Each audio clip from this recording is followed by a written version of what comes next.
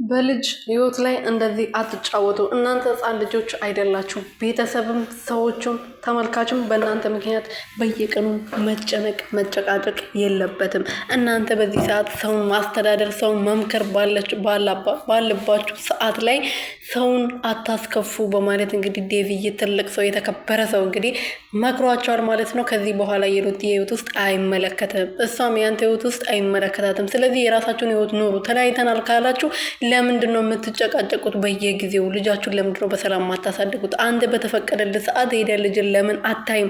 ምን ትሰራለህ? የእሷ ህይወት ውስጥ የፈለገችበት ቦታ ሄዳ መኖር ትችላለች።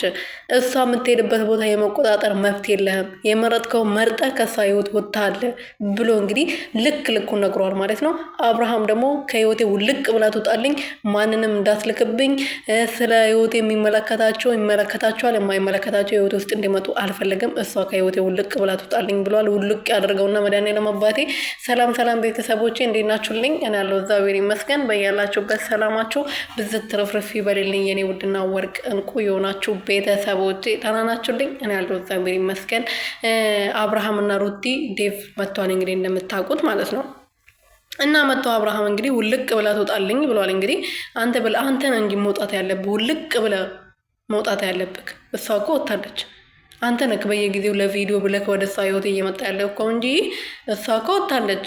ዴቭ ደግሞ አሁን እንግዲህ ሰሞኑን ቲክቶክ ላይ ምን ላይ እየተወራ ያለውን ነገር በደንብ እየሰማ ስለነበረ ነው ይህን ለማስቆም ዛሬ ይህን ንግግር ያካሄደው ማለት ነው።